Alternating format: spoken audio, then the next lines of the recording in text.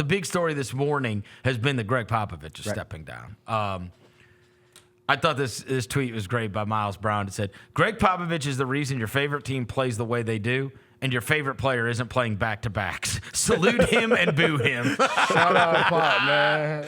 He is, years ago, I used to sit at the scorer's table, and one night they moved me down. There was a scout from one of the teams that didn't show up, so I ended up sitting at the end of the scorer's table right past the visitors' broadcast. And so I was literally right next to their bench. And I've talked about this before on the show, but Gregg Popovich, Grizzlies were up and were running off on them, and they were like lackadaisical. And Popovich stands up, and he's like, and he's like, timeout, right? And he gets over to the bench. And now imagine, it's like I'm in their huddle. I mean, I'm that close to it, right? Duncan sitting there, Ginobili sitting there, Parker sitting there. Buddy, when I tell you I have never heard anyone get cussed out like this in my life. He was going crazy. Eyes popping out, bright red. Has the clipboard in the middle of it, yelling at them. I wish I could find the game that it was. In the middle of it, he's got the clipboard. He's got, the dry erase thing. He doesn't even write anything on the dry erase. He goes, wham, and the thing splits up. And he's like, so you better get it right, blah, blah, blah. Bro, they came out, and when I tell you they beat the shit out of the Grizzlies. Hey, and the guy sitting next to me is the PR guy, and he turns to one of the assistant, trainer guys, and he goes, that was an all-timer, right? Because he's seen them all, right? Yeah. But he just... And it was like he saves these for certain moments, right? He doesn't dog cuss these guys all the time. But in certain moments, he'll just absolutely lose it. And, bro, when I tell you they came out and demolished us, after this timeout, I was like, I get it. He understood. I get it. He understood the push and pull of it maybe better than anybody, because there's another story, similar situation, and I honestly can't remember if I saw this in person or if I just remember seeing it on television. But it was a similar deal where Spurs are terrible. I feel like it was here, but it might have been something I saw on TV. Either way, noticeably, he calls the timeout and walks away, the way coaches often do, but never came to the huddle. Literally never came to the huddle, never said a word to his team. And after the game, I believe he was asked about it, and he said, they're professionals. They clearly weren't listening to me. So let's let them figure it out. They don't think they need to listen to me? Sit over there and figure it out. I'll be over here. Wow. He understood when to use both of those tactics. Yeah. Same core guys. There's a scenario he knew, I got to get in their ass right now, and a scenario where I'm going to leave them alone and make them feel this. Yep. He knew how to do that. Yep. That's coaching. And everybody always says how much he cared about his players, right? Like, that's what you don't see. Well, right? DeMar DeRozan has the story. Yeah, it's the old Pat Summitt thing, right? They don't care how much you know unless they know how much you care. And he's like the emblematic guy. So you just hear random stories. People you ask them about Pop, and DeMar DeRozan, I believe it was DeMar DeRozan, tells the story when his father died. Yep. And he's like, we're on the road. I get the phone call. My pops has died. Knock on the door.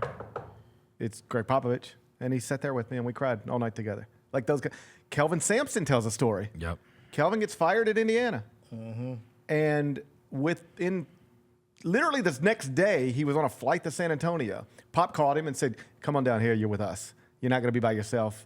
Come with us. You just be with us. Mm-hmm. He said, I landed in San Antonio, and I expect some manager to come. It's Gregg Popovich waiting at baggage claim. Yep. He's that guy. Yeah, he is. And so, look, I will say, for anybody on the other hand, there was an article written years ago. This is, obviously in our business, you end up reading a million different articles over the years, and there's very few that stick with you for a long amount of time, right?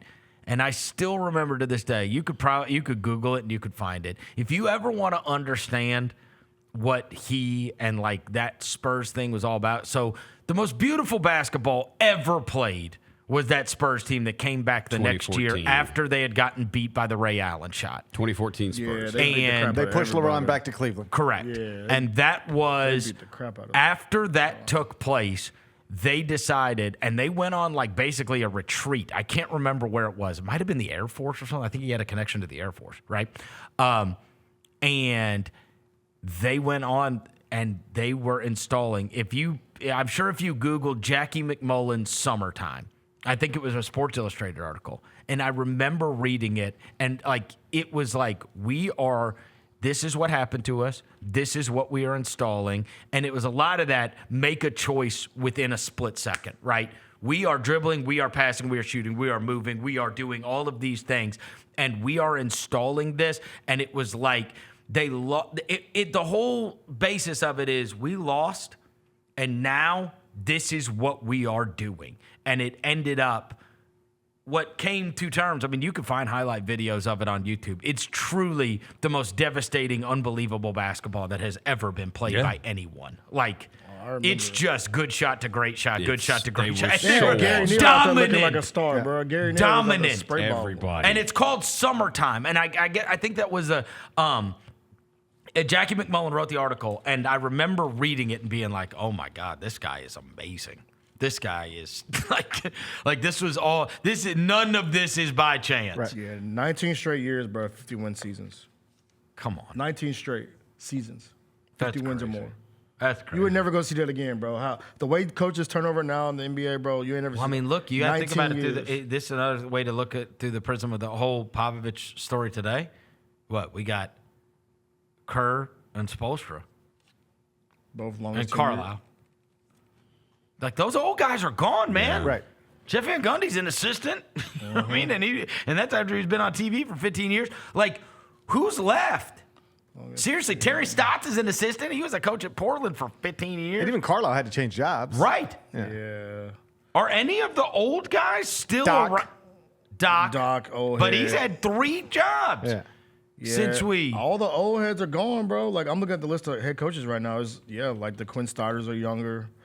Rick Carlisle, Chris Finch. Quinn Snyder's like a long tenured I guy mean, Jason now. Kidd's been around Jason for. Kidd. I guess. Carlisle. You said Carlisle. Honestly? Yeah, he's been around. Honestly, Tibbs has been around. I think. Bro, I can't. I think Jenkins was there longer than Malone, I believe. No. Malone was the 3rd longest tenure. Malone had been there for 10 years.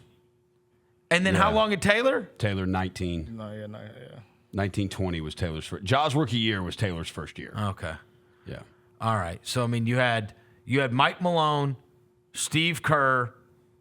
I mean, for a long time it was Terry Stotts. Terry Stotts had been in Portland. Spoelstra and Popovich. And that was it. Yeah. Yeah, Billy Donovan, 2020. Yeah. The Billy's next one been- is Billy's been Tom around. Thibodeau. Yeah. Jalen just said in my headset. Tibbs is next on the longest tenured list. He's from July 2020, and then after them is Billy Donovan.